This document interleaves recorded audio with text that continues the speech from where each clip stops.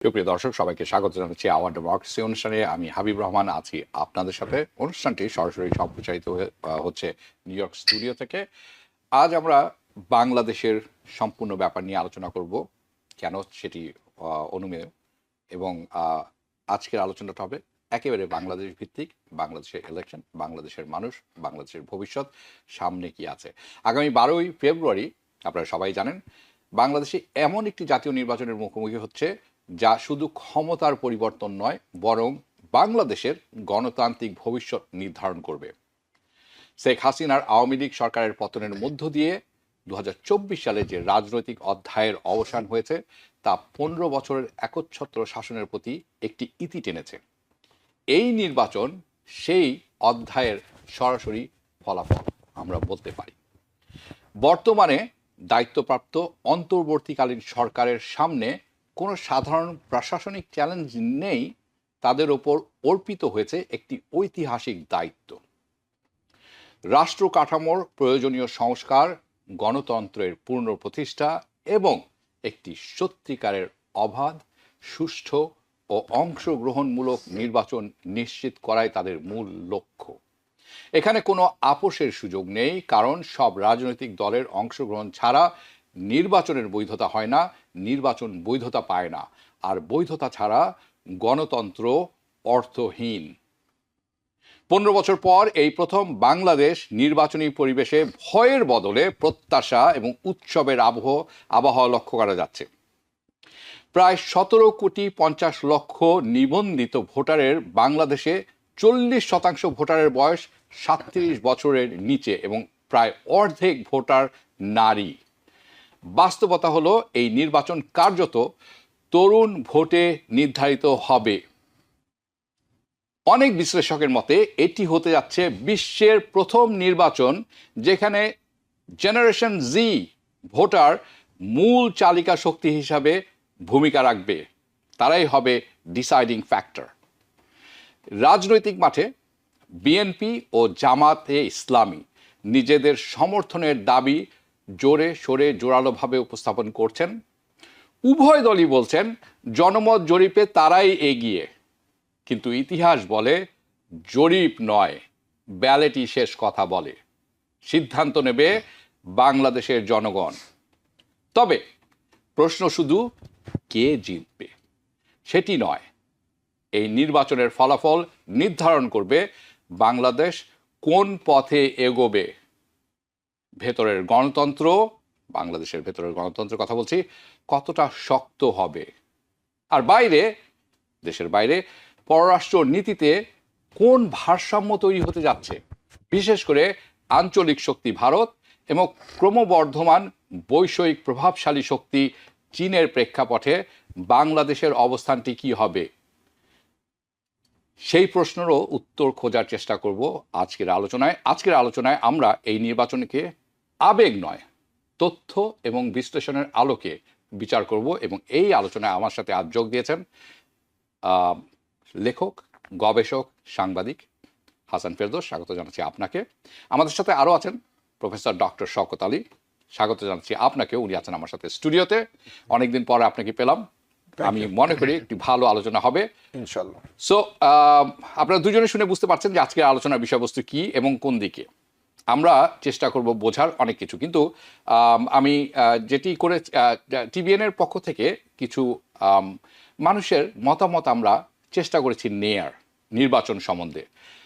আজকে আমি কয়েকটি তুলে ধরবো, সেটি একেবারে প্রান্তিক পর্যায়ে বাংলাদেশের, সেটি গ্রামাঞ্চলে নয়, শহরের, যেরকম রিক্সা চালক যারা আছেন, চায়ের দোকানে যারা আছেন। আমি ক্রমিকভাবে এটি দেখাবো, কিন্তু আমরা পরপর দুটি দেখব, যে কারণ এই আলোচনা আমরা যেতে চাই, এই আলোচনাটা আমাদের জন্য, এই আলোচনা যাওয়ার আগে এটি দেখা আমাদের জন্য খুবই জরুরি। চলুন আমরা প্রথম একটি দেখে নিই। আমার দাবি হচ্ছে একটাই, নতুন সরকার আসবে, দেশ ভালোভাবে চালাবে এবং সন্ত্রাস মুক্ত করবে, চাঁদাবাজি হবে না, মানুষ রাস্তা দিয়ে আসলে যেন কোনো ডিস্টার্ব না হয়। মনে করেন জিনিসের দাম কমাইতে হবে। মনে হয় আমরা এতগুলি রিক্সা চালাই, মেন রাস্তায় কোনো চালাইতে পারতাছি না, পায়ের গাড়ি সব অটো চলতেছে মেন রাস্তায়। আর মা বোনদের কোনো ইজ্জত হানানি হবে না, কোনো কিছু না হয়, এটাই সরকারের কাছে আমার দাবি। যাই জিনিসের দাম সবকিছু কমাইতে হবে। যেমন আমরা সবাই চলে আসি পিঠা খাইতে পারি স্বাভাবিক। ভোট না ভোগের সময় এটা আমি এখনো কোনো দল প্রার্থী যে যেখানে আমি আগে দেখবো কে ভালো চালাইতে পারে তাকে ভোট দিব, যে দেশ ভালোভাবে চালাইতে পারে, মানুষের শান্তি দিবে, শান্তি ফিরিয়ে আনবে, তাদেরকে আমি ভোট দিব। নতুন সরকার প্রতিশ্রুতি না আসলে কিভাবে, এখন যেভাবে শেখ হাসিনার নামাইছে তখনই সেভাবে হবে।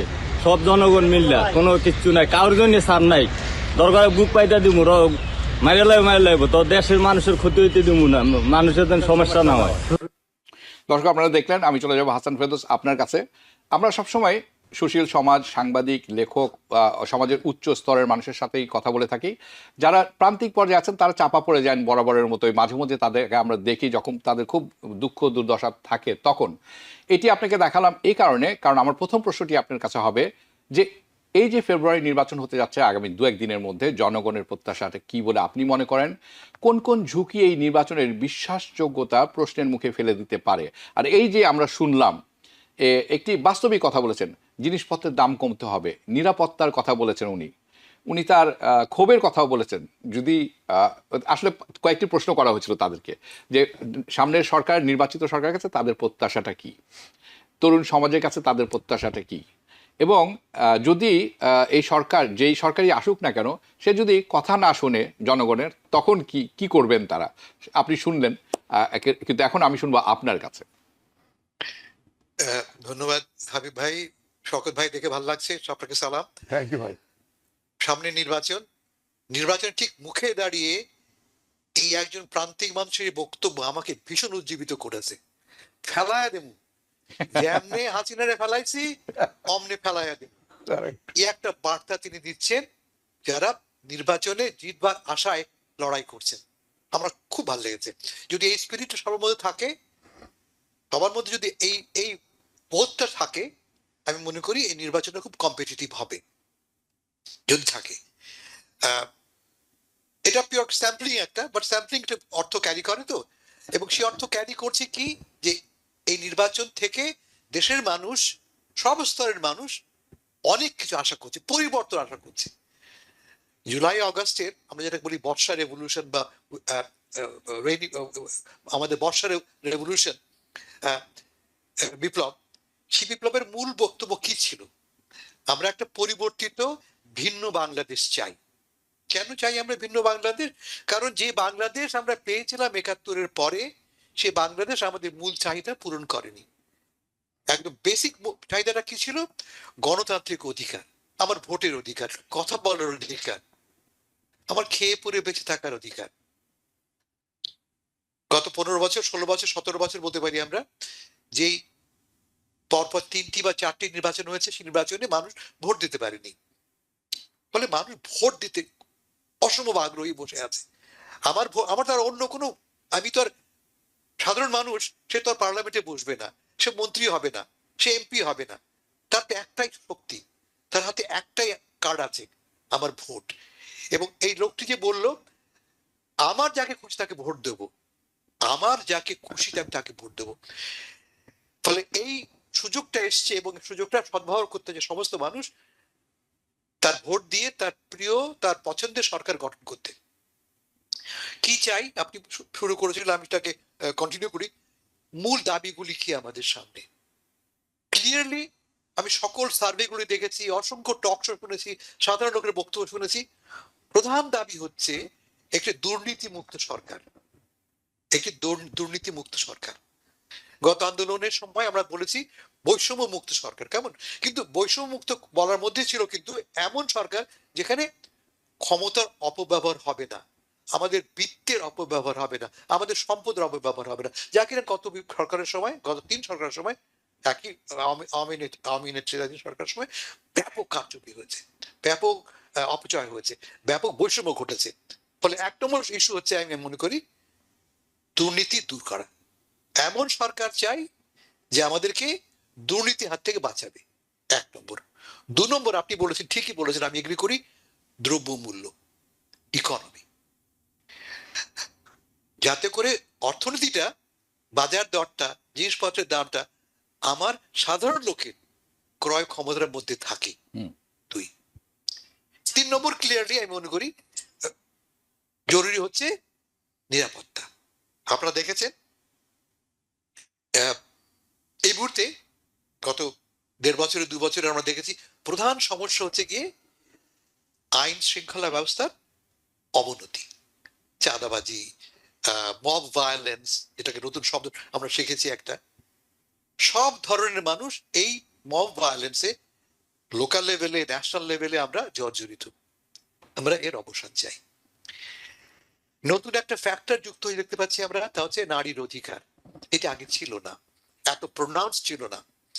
যত স্পষ্টভাবে এবার দেখতে পাচ্ছি আমরা, নারী ভোটারদেরকে একটা ইস্যু করা হয়েছে, আগে কিন্তু আসেনি। ফলে আমার কাছে এই 3টি ইস্যু, মেবি 5 নম্বর ইস্যু হতে পারে ধর্মীয় অধিকার। দেখতে পাচ্ছি আমি কোনো কোনো দল ধর্মীয় অধিকারকে সামনে নিয়ে এসছে এবং তার জবাবে অন্য দলগুলিও ধর্মের প্রশ্নটিকে সামনে নিয়ে এসছে। ফলে আমি বলবো 5টি ইস্যু আমাদের সামনে মুখ্য হতে পারে, নির্বাচনকে প্রভাবিত করতে পারে। 1, আমি আবার বলি, দুর্নীতি দমন। 2 বলতে পারি আমি অর্থনীতি। 3, আইন শৃঙ্খলা। 4, নারীর অধিকার। এবং 5, আমি যেটা আমি বলেছি মনে পড়ছে না আমার, এই 5টি ইস্যু। নারীর অধিকার, হ্যাঁ। এই 5টি ইস্যু আমাদেরকে এই নির্বাচনের ফলাফলকে ডিটারমিন করবে। জি, অসংখ্য ধন্যবাদ। আমি আসছি আপনার কাছে। ডক্টর শওকত আলী, আপনার কাছে যাব। আমরা এই গত 15 বছরে যেটি দেখেছি, বেশ আমরা সবাই বুঝেছি, জেনেছি, কিন্তু আমাদের সবাই অপারগ ছিলাম।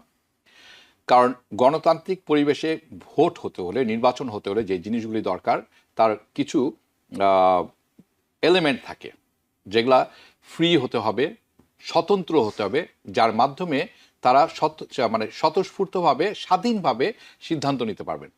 বর্তমান বাস্তবতায়, প্রশ্নটি আমি দিচ্ছি, কিন্তু আমরা আরেকটি ছোট্ট ক্লিপ দেখে নিব কিছুক্ষণের মধ্যেই।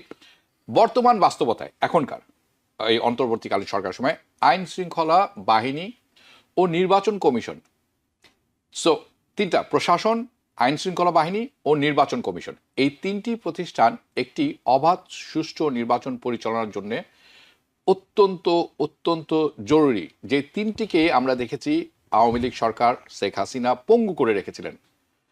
এখন এই যে নির্বাচন হতে যাচ্ছে, এই নির্বাচনে তারা কতখানি প্রস্তুত বলে আপনি মনে করেন? কারণ অবাধ সুস্থ গণতান্ত্রিক নির্বাচন এবং তার ফলাফল হতে হলে এই 3টির কোনো বিকল্প নেই। আমি যাব সেই প্রশ্নে, কিন্তু আমরা আরেকটি ছোট্ট ভিডিও ক্লিপ দেখে নিব। আসসালামু আলাইকুম। আমরা গরিব মানুষ যে খাইতে বিটেলে খাইতে পারি, এইটি আমার ঘরে শান্তি। আমাগো মা বোন ছেলে মেয়ে যে শান্তিভাবে রাস্তাঘাটে বাইরে দিতে পারে, এইটাই আমরা সুশান্তি চাই। এইটাই আমার দাবি।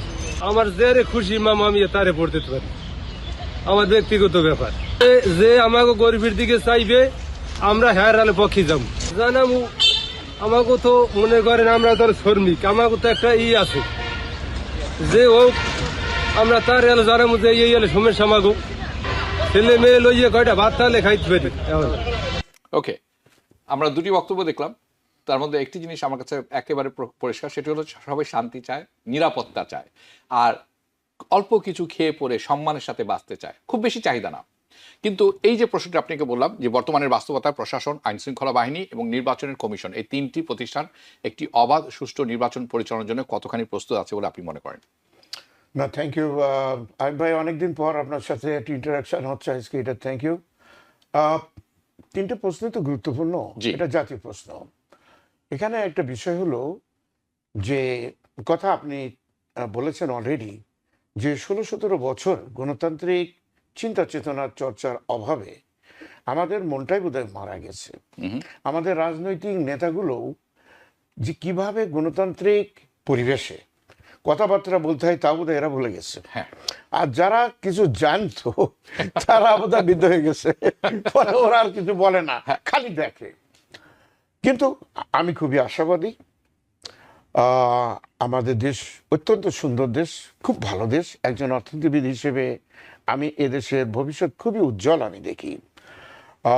আপনি যে কথা বলেছেন সে প্রসঙ্গে যদি আসি, তাহলে দেখেন, আপনি উল্লেখ করেছেন যে তরুণ প্রজন্ম এই যে ভোটে তারা একটা ডিসিশন মেকিং ফ্যাক্টর হিসেবে কাজ করছে। আমি সবসময় বলে থাকি, this country belongs to them, এটার দায়িত্ব তাদের।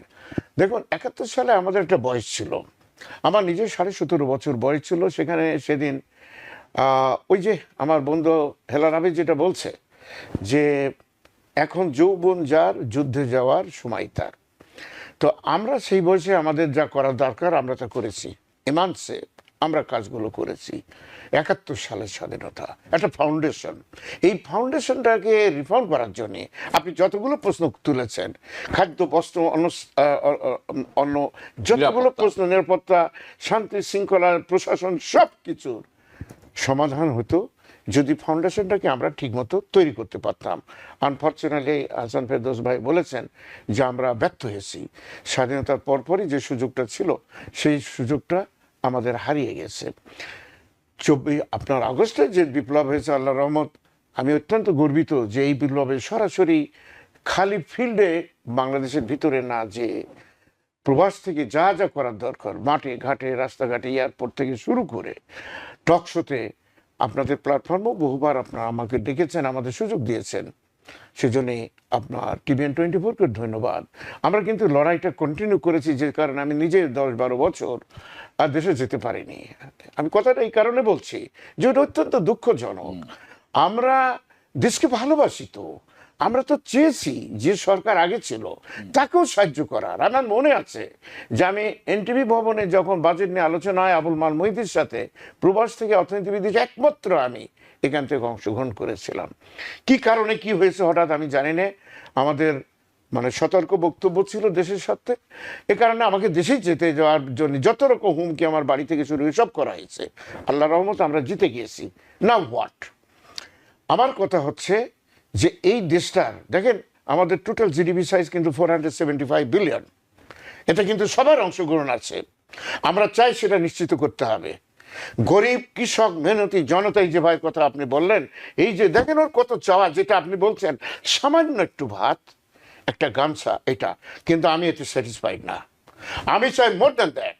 একজন রিক্সাওয়ালা, একজন গ্রামের শ্রমিক, সে লাউ বিক্রেতা, মুরগির ডিম বিক্রেতা বলেন, কৃষক, শ্রমিক, জনতা, গার্মেন্ট ইন্ডাস্ট্রি, চা শ্রমিক, আপনি কি মনে করেন সে সারা জীবন এটা করবে? তাহলে আমার দেশে স্বাধীন হলো কোন কারণে? I want his development, rapid development. ঠিক আছে, যে আমি এক সেকেন্ডে শেষ করবো, যে মাটা প্রত্যন্ত গ্রামে চারিদিকে পানি বৃষ্টিতে একটু উঁচু জায়গা, ভিটে যেটা আমরা বলি, সেখানে আছে, তার 3টে বাচ্চা আছে, তার একটা স্বপ্ন আছে কিন্তু যে আমি যে অবস্থায় আছি এই অবস্থা থেকে আমার সন্তানগুলো একটু ভালো থাকবে। এটাকে অধিকার, এই জিনিসটাকে নিশ্চিত করার দায়িত্ব প্রথম অ্যান্ড ফরমোস্ট হচ্ছে রাষ্ট্রের। সে যদি অবহেলিত হয়, তার যদি কোনো ডেভেলপমেন্ট না হয় তার জেনারেশনে, তার জীবদ্দশায়, তার জন্য রাষ্ট্র দায়ী হতে হবে।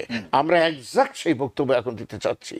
নির্বাচনের মাধ্যমে আমরা আশা করি। কিন্তু আমার প্রশ্ন আপনার কাছে ছিল যে নির্বাচনটা হতে হলে নির্বাচন কমিশন, হ্যাঁ, প্রশাসন, নিরাপত্তা, এরা কতখানি প্রস্তুত আছে বলে আপনি মনে করেন? কারণ অতীতে আমরা দেখেছি এগুলো সব কুক্ষিগত হয়ে গেছিল, যার ফলাফল আমরা দেখেছি।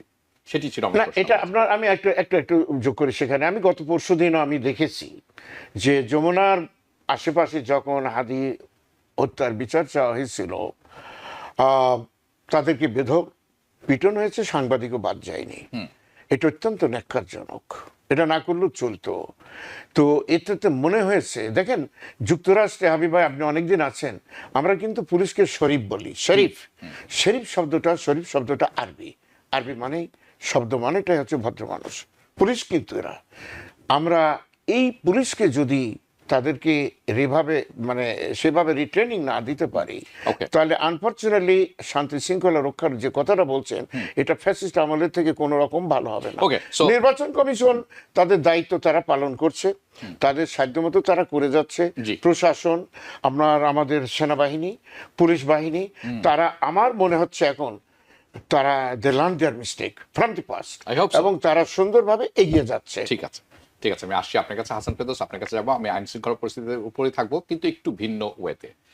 এই আইন শৃঙ্খলার প্রশ্নেই এই যে নির্বাচন, এবার কিন্তু নির্বাচন নিয়ে বেশ কিছু শঙ্কা তৈরি হয়েছে, যেমন সাইবার নিরাপত্তা, ভুয়া খবর, ডিজিটাল যুগে আমরা থাকি এবং আমরা দেখছি বিভিন্ন দল তাদের নিজস্ব স্লোগান বানিয়েছেন, গান বানিয়েছেন, এবং সেগুলো ভাইরাল হয়ে যাচ্ছে, ভাইরাল হয়ে গেছে। সো এই যে ডিজিটাল প্রভাবের বিস্তারের ঝুঁকি কতখানি গুরুতর বলে আপনি মনে করেন? খুবই গুরুতর। প্রশ্ন উঠেছে এই সরকার প্রস্তুত কিনা নির্বাচন সুচারুভাবে সম্পন্ন করবার জন্য, এবং আমি উত্তর বলছি যে এই সরকার প্রস্তুত নয়। অ্যাপারেন্টলি বাইরে থেকে অনেক তাদের আওয়াজ আছে, কিন্তু প্রকৃত বাস্তবে তারা কিন্তু প্রস্তুত নয়। প্রমাণ হচ্ছে কি, যে সমস্ত নিয়ম কানুন বেঁধে দিয়েছিল নির্বাচন কমিশন, দেখতে পাচ্ছি কার্যত তার অধিকাংশই মানা হচ্ছে না। আমি একটা এক্সাম্পল দিই আপনাকে। আমি নির্বাচন 2 দিন বাকি, আমি আজকে দেখছি মামলা হচ্ছে নাহিদ ইসলাম, তার বিদেশি নাগরিকত্ব আছে তার বিরুদ্ধে। একই কনস্টিটিউশন, ঢাকার কনস্টিটিউশন দেখতে পাচ্ছি আমরা আরেকজন জামাতের প্রতিনিধি, তার বিরুদ্ধে একই রকম অভিযোগ, তিনি দ্বৈত নাগরিকত্ব তার আছে কিনা এই নিয়ে মামলা হচ্ছে। তার মানে বেসিক দায়িত্ব যা ছিল তা পালন করতে কমিশন ব্যর্থ। এটা এক নম্বর। 2 নম্বর, ভোট গণনা নিয়ে আমাদের সমস্যা কি, আমরা দেখেছি গত 15 বছর বা 20 বছরে ভোট আমি দেবার আগে ভোট হয়ে গেছে, অথবা ভোটের বাক্স লোপাট হয়ে গেছে। এবারও যে হবে না তার তো কোনো গ্যারান্টি নেই। তার কারণ আমার আস্থা নেই এই আইন ব্যবস্থার উপরে, এই বিচার ব্যবস্থার উপরে, এই আইন শৃঙ্খলা বাহিনীর উপরে। আমাদের শকত ভাই একটা এক্সাম্পল দিলেন, নির্বাচনে 4 দিন আগে যমুনা ভবনের কাছে একদল লোক স্লোগান দিচ্ছে, বিশৃঙ্খলা সৃষ্টি করছে। উনি বললেন যে অন্যায় কাজ করেছে আইন শৃঙ্খলা বাহিনী, তা মনে করি না, ঠিক উল্টো মনে করি। চেষ্টা হচ্ছে নির্বাচনকে ভণ্ডুল করবার।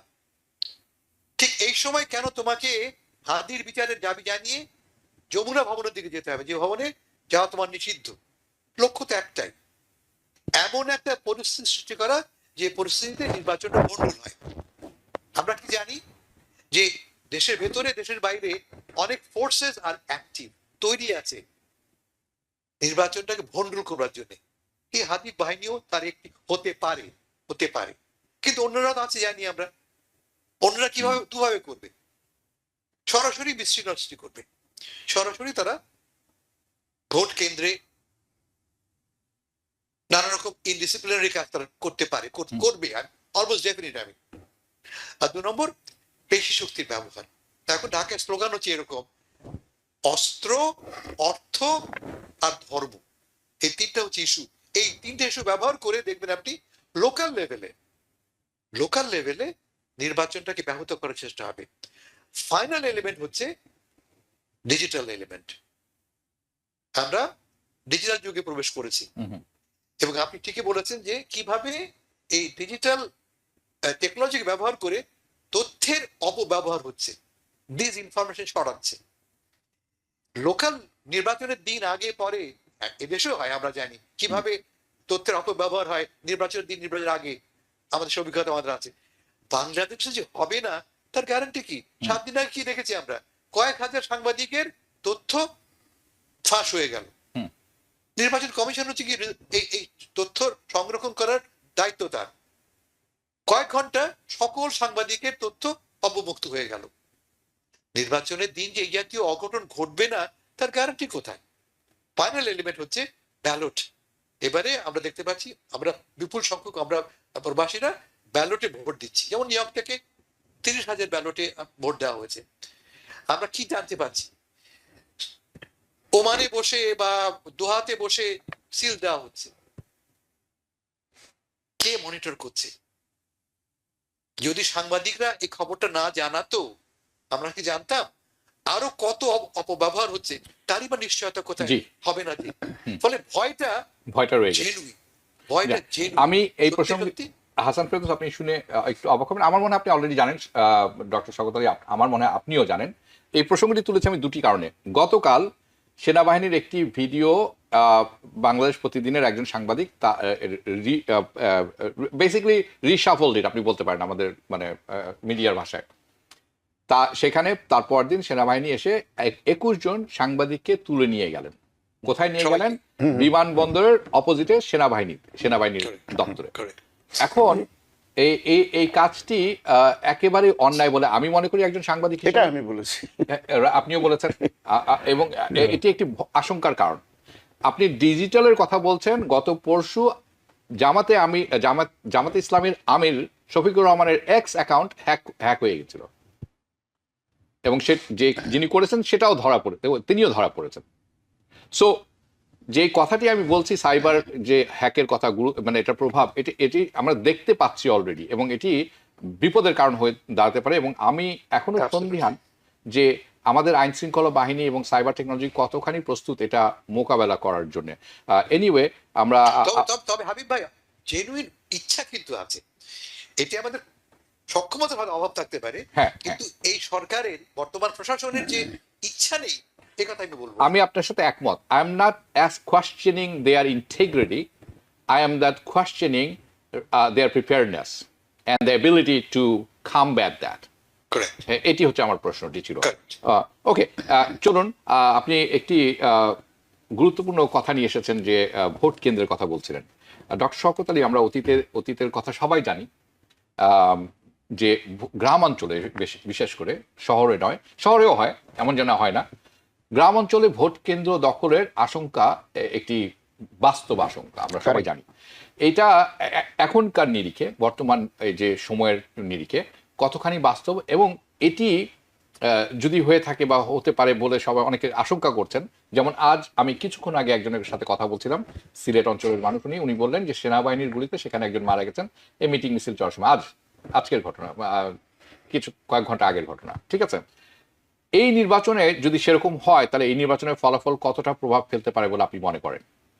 না, এখানে একটা জিনিস, প্রথম ফেরদৌস ভাইয়ের একটা কথা আমি জবাব দিই। আসলে যমুনাতে গিয়েছিল যে হাদির বিচারটা থ্রু ইউনাইটেড নেশনস হোক, এই দাবিটাই ছিল। এটা চিফ অ্যাডভাইজার যখন এটা রাজি হয়েছেন, একটু এর ভিতরে টাইম একটু গোলমাল ছিল, এই কারণে মারামারিটা হয়েছে বলে আমি যতদূর বুঝলাম। কিন্তু এটা অ্যাপ্রুভ হয়েছে, চিফ অ্যাডভাইজার এটা ইউনাইটেড নেশনসকে লিখছেন যে তার বিচার। এই জন্যই আমি বলছিলাম যে এটা বাড়াবাড়ি। আর সাংবাদিকদের কথা তো আপনি বললেনই, হঠাৎ এটা করা উচিত হয়নি। তবে এটা ঠিক, এখানে একটা কথাও আছে, জাস্টিস ডিলেড মিন জাস্টিস ডিনাইড। এর হত্যা অনেক আগেই সরকারের করা উচিত ছিল। হাওয়ার আপনি প্রশ্নটা কি বলেন, ভোট কেন্দ্র আমি নিজে 3 বার গিয়েছি দেশে। এটা আপনি ঠিকই বলেছেন, যেখানে যে অঞ্চলে যার জোর বেশি, লোক সংখ্যা বেশি, সেখানে আপনি এখন বলবেন যে এখানে পুলিশ বা প্রশাসন কি করবে। প্রশাসন আপনি দেখেছেন ইন দি পাস্ট যে যেখানে যার জোর, যার মূল্য তার হয়ে যাচ্ছে অনেকটা, সেভাবে যদি হয় তারপরে আপনি হয়তো ঘোষণাই করে দিলেন যে অমুক, আজকের যে কথা আপনি বলছেন ডিজিটাল যুগ, ঘোষণা হয়ে গেল যে উনি পাশ করেছে, আসলে উনি করেননি, অথবা ভোট চুরি করলো। তবে একটা জিনিস নির্বাচন কমিশন যেটা করেছে, যেটাতে তারা আগে অ্যাডামেন্ট ছিল, সেটা হচ্ছে যে সাংবাদিকরা তাদের ক্যামেরা নিতে পারবে, যতটা আমি জানি। এটা হাবিব ভাই আপনি বলবেন ভালো, আমি যতটুকু শুনেছি যে দে চেঞ্জ দ্য ডিসিশন, যে তারা যেতে পারবে শুধুমাত্র একটা গোপন কক্ষ, সেটা বাদে আর বাকি সব জায়গায় সাংবাদিকদের চলাচল বা পর্যবেক্ষক, যারা অনেক পর্যবেক্ষকও যাচ্ছে এবার, তো তারা এখানে যেতে পারবে। তাতে হয়তো বা কিছুটা এটা রোধ হতে পারে। আচ্ছা, সেলফোন দিয়ে নয়, এখন সাংবাদিকরা সেলফোন নিতে পারবে, অবজারভাররা সেলফোন নিতে পারবেন না। রাইট। আচ্ছা, এখন একটা জিনিস হবে, এই আপনি মনে করেন জোর করে দখল করলেন। শোনেন, সমস্ত গণতান্ত্রিক, বিশেষ করে নির্বাচনকে কেন্দ্র যদি রাজনৈতিক সহযোগিতা না থাকে, রাজনৈতিক দুর্বৃত্তায়ন যদি হতে থাকে, আচ্ছা ঠিক আছে, আপনি পাস করে গেলেন জোর করে, what is next? What is your next thing? আপনি দেখেন এখানে কি বলছে, এই যে আগে যে ভাইটা বললো যে আমরা আগেরটা যখন যেভাবে ফেলাইছি এটাই ফেলাইয়া দেবো, তো আপনি এই চিন্তা রাখবেন। কিন্তু ওই দিন চলে গেছে আপনার, যে আপনি নিজেই মনে করবেন যে আমি সর্বেসর্বা, বা আমি যেটা বলবো এটাই ফাইনাল, আর কিচ্ছু হবে না। You wait and see. এই রিস্কটা যারা রাজনীতি করছে তাদেরকে বুঝতে হবে, এটা জামাতি হোক বা বিএনপি হোক, এনসিপি হোক, বা আরো যে 30-40টা দল আছে, প্রত্যেকের জন্য এটা, এই বাংলাদেশ কিন্তু সেই বাংলাদেশ না। অর্থাৎ আপনি যেটা বলছেন যে দখল হলে হতেও পারে, কিন্তু পরিণতিটা ভালো হবে না। এখনকার যে মানুষ আছে, জনগণ আছে, তারা মেনে নিবে ইম্পসিবল। ওকে, ভেরি গুড। আমি আশার বাড়ি শুনতে পাচ্ছি সেখানে। আই হোপ এটা না হয়, কিন্তু হওয়ার সম্ভাবনা থাকে, কারণ প্রত্যন্ত অঞ্চলে এটা হয়ে থাকে, আমরা জানি। হাসান ফেরদৌস, আপনার কাছে যাচ্ছি। এই যে নির্বাচন প্রক্রিয়া, আমরা বিভিন্ন কথা বললাম, আপনি দুজন প্রান্তিক মানুষের কথাও শুনলেন, আমরা প্রশাসনের কথা বললাম, আইন শৃঙ্খলার কথা বললাম, কিন্তু ভোটাররা যখন সিদ্ধান্ত নিচ্ছেন এই নির্বাচনী প্রক্রিয়ার বাইরে, কোন বিষয়গুলো ভোটারদের সিদ্ধান্তে সবচেয়ে বেশি বড় ভূমিকা রাখছে বলে আপনি মনে করেন? দুর্নীতি, আইন শৃঙ্খলা, অর্থনৈতিক অনিশ্চয়তা, নাকি এই গত 15 বছরের শাসন ব্যর্থতা, অথবা একাত্তর থেকে এ পর্যন্ত শাসন ব্যবস্থার ব্যর্থতা? হাবিব ভাই, এর উত্তর কিন্তু আপনার এই দুইজন প্রান্তিক লোকের কাছ থেকে শুনতে পেয়েছি আমরা। সাধারণ লোক কি চায়? ক্লিয়ারলি তারা চায় আমি আমার পরিবার নিয়ে থাকবো নিরাপদে, আমি এবং আমার পরিবার অর্থনৈতিকভাবে সাশ্রয়ী জীবনযাপন করবে, আমার ছেলে মেয়ে লেখাপড়া শিখবে, চাকরি পাবে, ভবিষ্যৎ উজ্জ্বল হবে। ভেরি সিম্পল ডিমান্ড সবাই আমাদের। কিন্তু এই ডিমান্ডগুলি অর্জনের পথে প্রধান বাধা কি হয়েছে? আমরা দেখেছি ক্ষমতার অপব্যবহার, যেটাকে আমরা বললাম দুর্নীতি।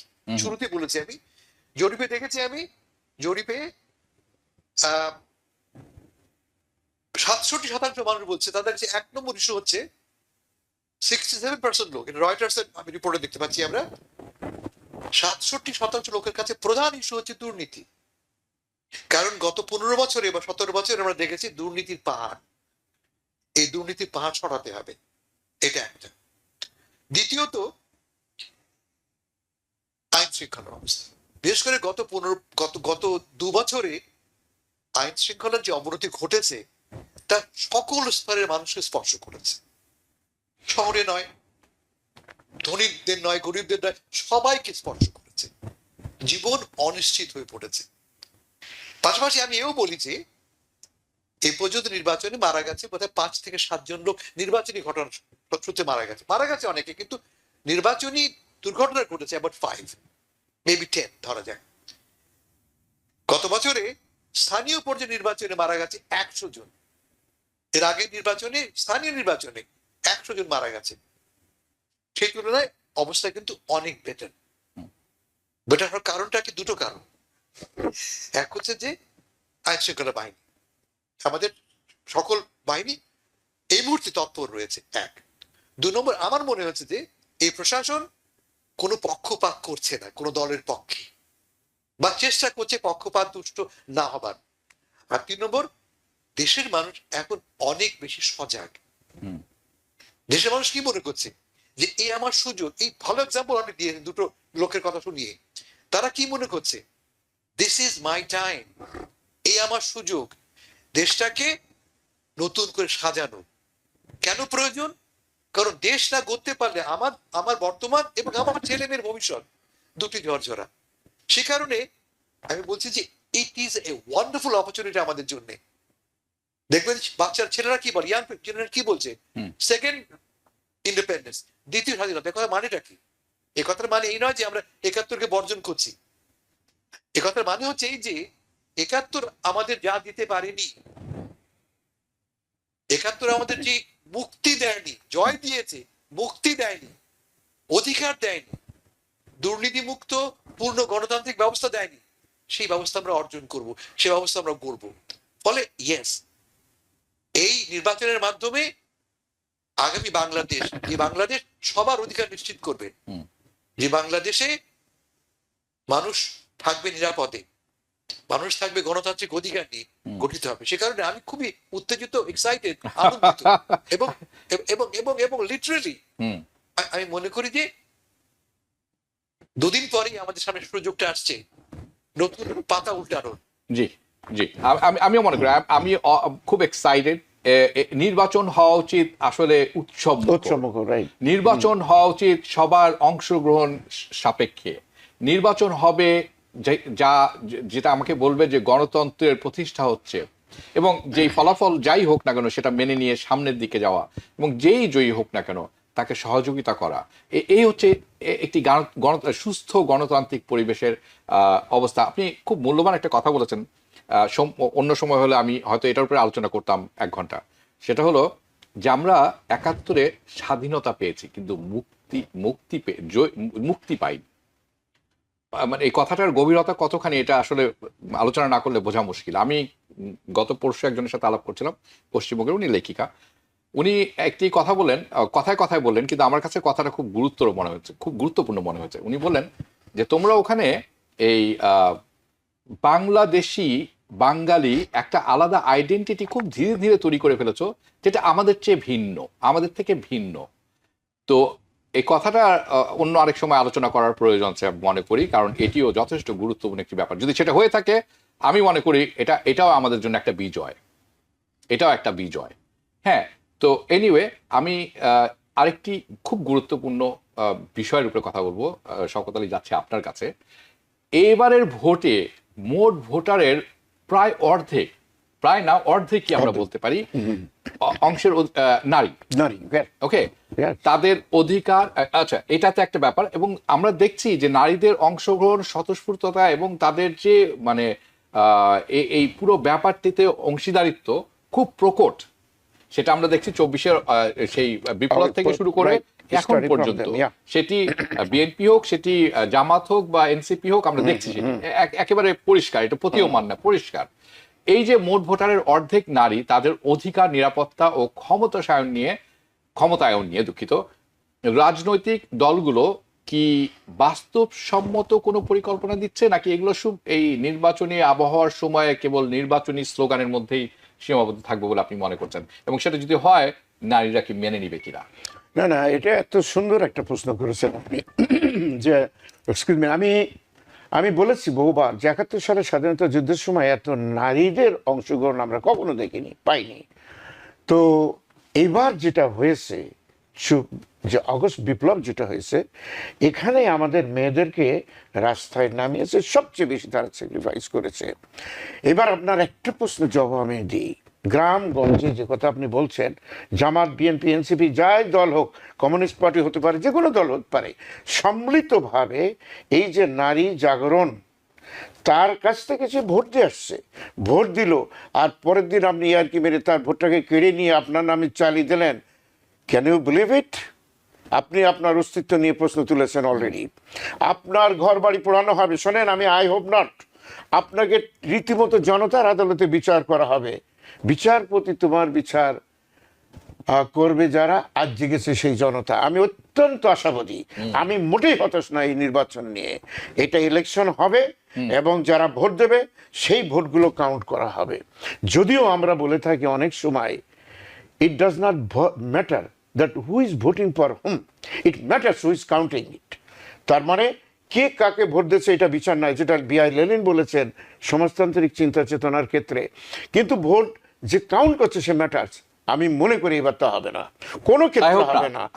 না, তার কারণ হচ্ছে আপনি দেখেন, আপনার প্রশাসনের কাজ হলো কাউন্ট করা, এবং এই ভোটটা কাউন্ট হবে।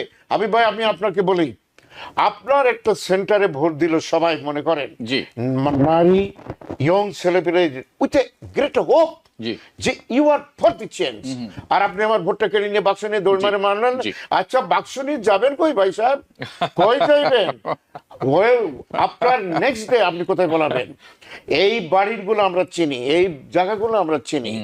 রাজনৈতিক সদিচ্ছার যদি অভাব হয়, যদি আপনি সেই পুরনো লুটপাটের রাজনীতিতে যান, এই দেশে রাজনীতি করার ইচ্ছা আপনার নাই। আপনি যেটা বলছেন যে নারীরা এখন যে জায়গাটা করে নিয়েছে, কেউ যদি মনে করে তাদের ভোট অধিকার বা অন্য কোনো অধিকার কেড়ে নিয়ে মনে করবে যে খুব জিতে গিয়েছি, সেটা খুব একটা কার্যকর হবে না, বরঞ্চ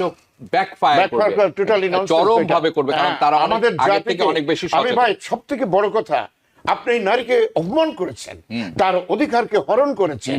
অনেক আশা নিয়ে 53 বছর পরে সে গেছে ভোট সেন্টারে, ছেলে মেয়ে বাচ্চাকে ফেলে রেখে, আর আপনি তার ভোট কেড়ে নেওয়ার কে? আপনি who are you? We want to know. আপনি কিসের রাজনীতি করেন, কার জন্য রাজনীতি করেন? সমস্ত রাজনীতির মূল মন্ত্র হইল, আপনি শুধু মেয়েদের না, ইয়ং, যুবা, স্কুল, কলেজ, ইউনিভার্সিটি, আপনার 18 বছর বয়সের যারা, বা আজকে 30 বছর বয়স, তারা কখনো ভোট দিইনি, আর সেই ভোটটা প্রথমবারের মতো আপনি বাক্স চুরি করে নিয়ে যাবেন। ভাই সাহেব, আমার ওই অবজারভেশনের দরকার হয় না। হাবিব ভাই, আপনি এখানে বসে পড়ে দেখতে পাবেন ও কোন কলা বাগানে নিয়ে যাচ্ছে, কার কাছে নিয়ে গেছে, আমরা ধরবো রাইট। কোনো মাপ নেই। আমার আপনার কথা শুনে মনে হচ্ছে কি, বাংলাদেশের জনগণই এখন এরকম মনে করছেন যে এটা যদি হয়, যে করবে তার খুব বড় বিপদ আছে, এবং সেটা হওয়ার সম্ভাবনা কম অনেকে মনে করেন আছে। আমিও মনে করি আশঙ্কাটা মানে একেবারে অমূলক নয়, কারণ আমাদের অতীত ইতিহাস তো ভালো না। এটা একটা বড় সমস্যা। ওকে, হাসান ফেরদৌস, আপনার কাছে যাচ্ছে, আপনি যদি কিছু যুক্ত করতে চান এখানে, এটা পারবেন? একটু বলি অন্য বিষয় যাওয়ার আগে। শিওর। নারীরা গত বছরের বিপ্লবে অগাস্ট বিপ্লবে বড় ভূমিকা রেখেছে, হুম। কিন্তু কোনো সুফল তারা পায়। Correct? তার প্রমাণটা কি? জামাতে 300 সিটের একটিও নারী নেই। হুম। বিএনপি 300 সিটের মোটে 10 জন। হুম। খুঁটে ফিটে তারা মোটে 10 জন তারা সংগ্রহ হ্যাঁ, করতে পেরেছে। 300 সিটের মধ্যে 10 জন পেয়েছেন তারা। আর জামাত একজনকেও পান। জামাত একজনকে মুখে পান। কিন্তু তুমড়ি ছুঁড়ছে, হ্যাঁ হ্যাঁ হ্যাঁ। মুখে কিন্তু নারী Okay. অধিকারের ব্যাপারে সব পক্ষই কিন্তু হুম। বলে শেষ করছে না, কিন্তু কার্যক্ষেত্রে কি দেখছি আমরা? এরা কেউই নারীকে ক্ষমতায়িত করছে না, এমপাওয়ার্ড করছে না, মুখে বলছে বটে। হাসান ফেরদৌস, আপনাকে এক সেকেন্ডের জন্য থামাই। আপনি যে কথাটি বললেন না, আমি আজ দেখছিলাম পাকিস্তান থেকে একটি প্রতিনিধি দল এসেছে বাংলাদেশের নির্বাচন কভার করার জন্য। সানা টিভি অ্যান্ড জিও অনেক বড় নেটওয়ার্ক জিও। তারা অনেকে প্রশ্ন করছিল। তারা আসলে একটি ব্যাপারে যে প্রশ্ন করলো আমার কাছে খুব আশ্চর্যজনক মনে হয়েছে প্রশ্নটি, কিন্তু বাস্তবসম্মত। প্রশ্নটি ছিল এরকম যে তোমাদের দেশে অর্ধেক ভোটার হলো মহিলা, কিন্তু রেপ্রেজেন্টেশন নাই কেন? বা জামাতের একজনও মহিলা রেপ্রেজেন্টেশন নেই। I was not prepared for that question from Geo TV or Pakistani television, but this is the reality.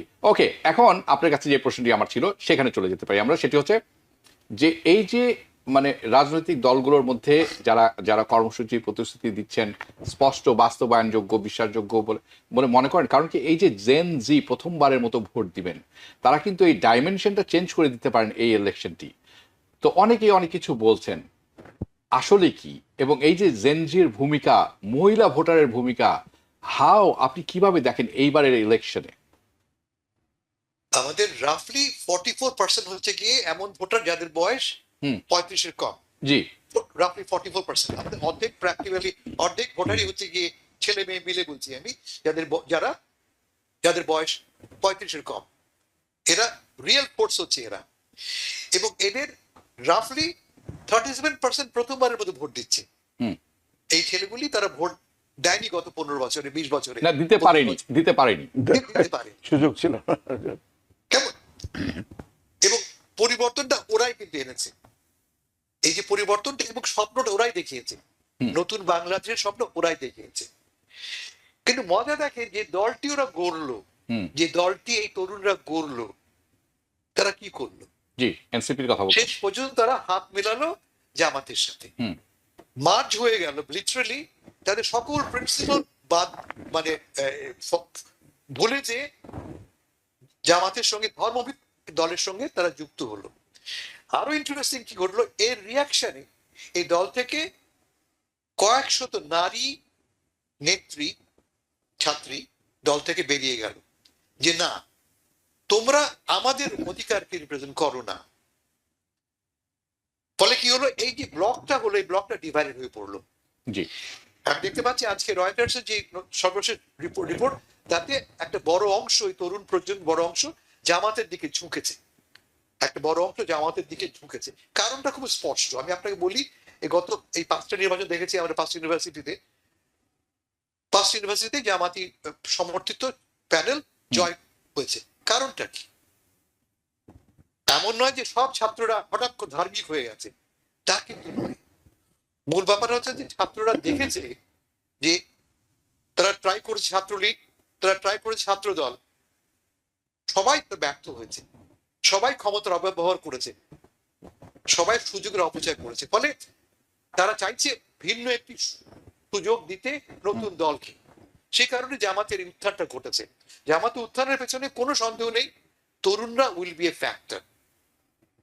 এখন প্রশ্ন হচ্ছে যে এই যে নতুন পার্লামেন্ট হতে যাচ্ছে, সেই পার্লামেন্ট কি এই তরুণদের ভয়েসকে রিপ্রেজেন্ট করবে?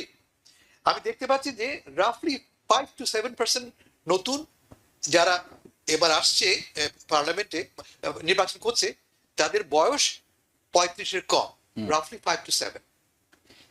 তার মানে 5 থেকে 7%। নারীদের ক্ষেত্রে আরো কম, রাফলি 4% দেখতে পাচ্ছি আমরা স্বতন্ত্র নারী ক্যান্ডিডেট নিয়ে পার্লামেন্টে আসছে।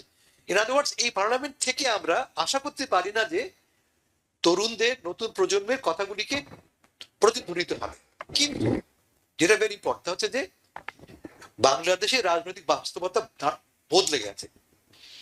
যে বাস্তবতায় তারা পার্লামেন্টে থাকুক বা না থাকুক, তারা কিন্তু নির্বাচনী গতি প্রকৃতিকে, রাজনৈতিক গতি প্রকৃতিকে প্রভাবিত করবে বাইরে থেকে। জি আমি কোয়াইট কনফিডেন্ট যে এই নতুন প্রজন্ম উইল নট রিমেইন ইনঅ্যাক্টিভ। তারা চুপ করে বসে থাকবে না। যখন তারা দেখবে আমার স্বার্থ ব্যাহত হচ্ছে, আমার স্বার্থের বিরুদ্ধে তুমি কাজ করছো, রাস্তাটা নেমে আসবে। ওকে, আমরা এটা আশা করতেই পারি এবং I hope that happens. And আমি আশা করি যে যে দলে যে নির্বাচনে যেতে দেশের বিরুদ্ধে কাজ না করেন, যাতে করে তরুণ জনতা, তরুণ ছাত্র জনতা, মেয়েরা মানে রাস্তায় নামতে বাধ্য না হয়, এটি একটি ব্যাপার। শওকত আলী, আপনার কাছে যাচ্ছি। মাঠের বাস্তবতা, ভোটের আগ্রহ এবং বিদ্যমান জনমত জরিপে, এই জরিপের আলোকে এই মুহূর্তে কোন দল এগিয়ে আছে বলে আপনি মনে করেন, এবং যদি মনে করেন যে কোন একটি দল এগিয়ে আছে, এর পেছনে কারণ কি? না, জরিপ, কারণ দুটি বড় দলই এখন আছে, বিএনপি এন্ড জামায়াতে ইসলাম। জি জি, স্ট্যাটিস্টিক্যাল যে অ্যানালিসিস দুই রকম দেখা যায়, বিভিন্ন সময় বিভিন্ন আপনার এটা দিয়েছে, এটা বড় কোনো বিষয় না। আমার পয়েন্টটা হচ্ছে যে কথাগুলো আমরা আগেই বলেছি, যে প্রশ্নগুলো আপনি সুন্দর প্রশ্ন তুলেছেন, যে নারী কিছু পেল না, নিজের সন্তান একটা মারা গেল, আর সে আর একটা ছোট্ট বাচ্চাকে বলে দিল যে তুমি বাড়ি বসে আছো, তোমার ভাই মারা গেছে, যাও তুমিও যাও। আপনি তার কিচ্ছু দিলেন না, বাড়ি ফিরিয়ে দিলেন। মনে রাখবেন, আমরা যে ইউনিভার্সিটি স্টুডেন্ট মেয়েদের কথা বলছি, দেখেন এই অ্যাডভাইজারি কাউন্সিল একটা মেয়েকেও কিন্তু রাখা হয়নি ওই সময়কার যে মেয়েদের, এটা মারাত্মক অন্যায় করা হয়েছে। এই মেয়ের একটা মাত্র সুযোগ আছে যে নির্বাচনের মাধ্যমে আপনি একটা ভোট দিয়ে আপনি হয়তো একটু চেঞ্জ আশা করছিলেন, আপনার ভোটটাকে বাক্স সহ কেড়ে নেওয়া, হাইজ্যাক করা হয়েছে। আপনি বাংলাদেশের বাইরে পলায় যদি যান, সেটা ডিফারেন্ট। আমি কিন্তু খুবই আশাবাদী যে এর পরিণতি যারা করবে, সেটা ঠিক আছে। ইলেকশন কি একবারই হয় ভাই সাহেব? 1 বছর পরও তো আর একটা ইলেকশন হতে পারে, 1.5 বছর পরও তো হতে পারে। সুতরাং আমি মোটেই হতাশ না, এবং কোন পার্টিকুলার দলকে আমি বলবো না, সবাই মিলে। জামাত কিন্তু আগের মতো জামাত নাই, এখানে কর্নেল অলি ভাইয়ের মতো মানুষ রয়ে গেছে। আর যেটা হাসান ফেরদৌস ভাই বলছে যে তারা যোগ দিয়েছে, এটা তো আমরা রিভার্স কোশ্চেন করতে পারি, যে এই ছেলেগুলোকে আমরা ধরে রাখিনি, কেউ আমরা তাদের কোনো স্থান দিইনি।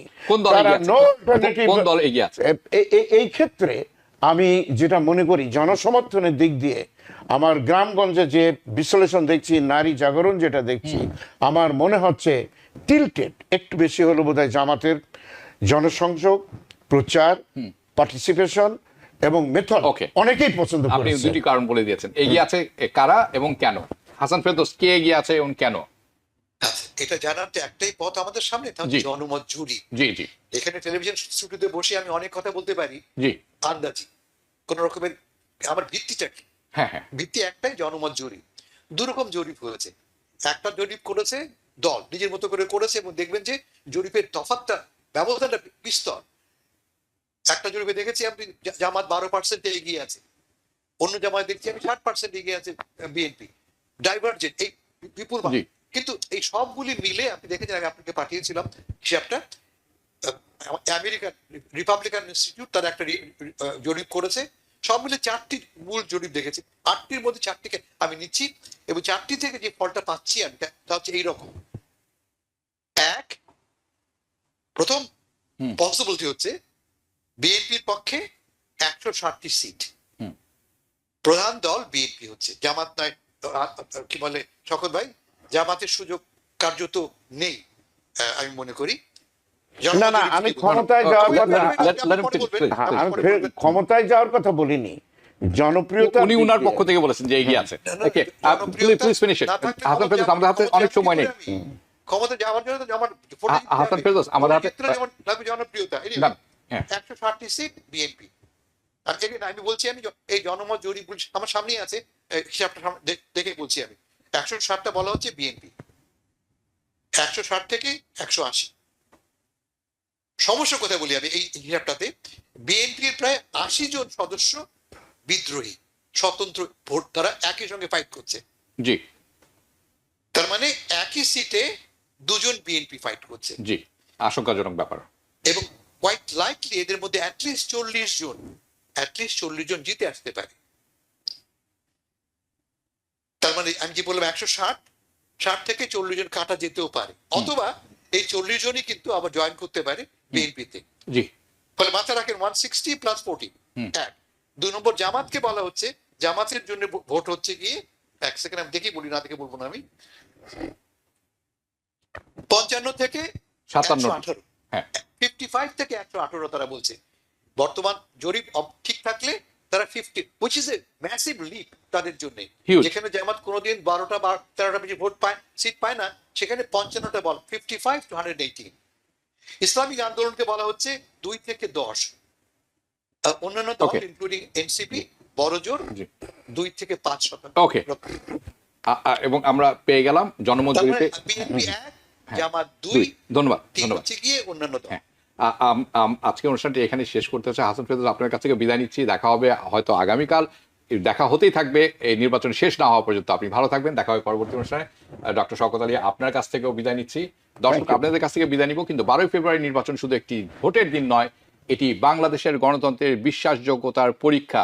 এই নির্বাচন কত অবাধ, সুষ্ঠু, অংশগ্রহণমূলক হবে সেটাই ঠিক করে দেবে জনগণের আস্থা ফিরবে কি ফিরবে না।